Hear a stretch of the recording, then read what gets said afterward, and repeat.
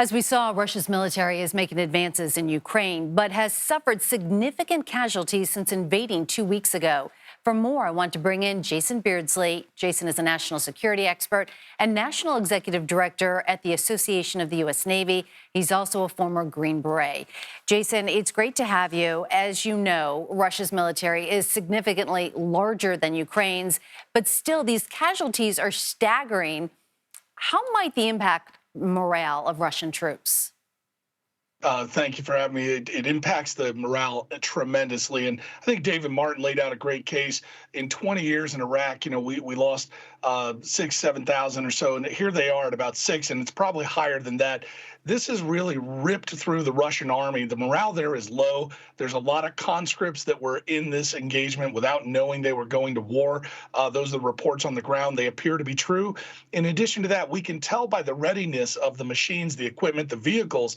They were not prepared for this. They're finding themselves without gasoline, without food, without comfort and aid in enemy territory. And the Ukrainians have been used to fighting. Bear in mind, since 2014, the Ukrainians have rotated their soldiers back and forth to the Donbass region, so they've got real-world experience with the Russians. This is making the Russians look like they gambled, and the gamble looks like a loss. Jason, putting this into perspective, then, how much do you believe Vladimir Putin is willing to lose to ultimately win this war? Well, that is a great question from Vladimir Putin's optic.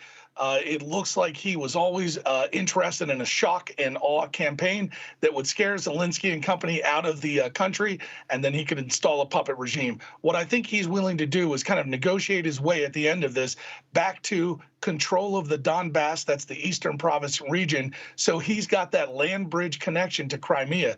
I think that's what his chief objective here is, but I think he got a little bit in front of his skis on this one, and now he's got to convince the Duma around him in the Kremlin that this is worth staying in the fight. That's why you're seeing these desperation moves in cities like Mariupol or down as they're headed towards Mykolaiv and Kharkiv and places like that. These are desperation attempts. The army is stalled out. It's wintertime. The tanks are bogged down in the mud. Ukrainians have put up a fierce fight, and look for that to continue. Speaking of strategy, Russia has also been ramping up attacks on crucial port cities in Ukraine. Can you walk us through and elaborate more on the strategy by Russia there? Right. Yeah, that's a great question. So along the southern rim there, you've got a number of cities that control ports, so bringing in supplies and material goods. Odessa is the next one. Kherson was on the water there. They own the Crimean peninsula that sits out in the Black Sea. So for them to split their forces now and to take out Odessa is going to actually reduce the number of combat forces that they can flex to the north along the Dnieper River headed towards Zaporizhia and Kharkiv. In other words, they have a decision to make to split their forces and go left and right, east and west, or maintain their forces and try to take out Odessa with the hopes of choking off any of Ukraine naval supplies. But bear this in mind, the Ukrainians are not resupplying themselves from the water. So this is not necessarily an effective move in a campaign that's relying on resupply lines from Poland while also relying on battlefield recovery. That's when the Russian equipment goes into the hands of the Ukrainians, and the Ukrainians turn that around on the Russians. So the port, it's somewhat important, but the Ukrainians are not relying on that in this war right now.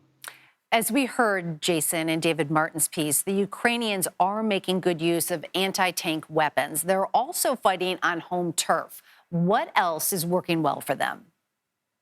So those two are huge favors for them.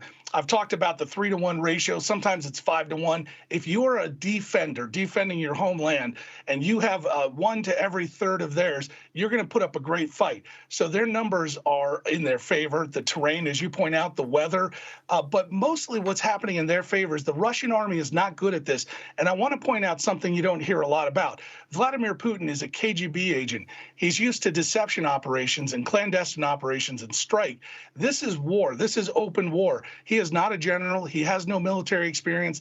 The Russians, the most experience they've got is in places like Syria. Those are small war operations, so they are not good at this. And by the way, nobody's been good at this since World War II. Taking a city is not easy. And when we did it last, Baghdad, Kabul, Mogadishu, we ourselves, the United States Americans, found ourselves at the vulnerabilities of the insurgencies, guerrilla warfare, IED campaigns, sniper attacks. So this means all the advantages go to the folks in defense. That's the Ukrainians. All right, Jason Beardsley, put it into perspective for us. Thank you so much for your time. Thanks.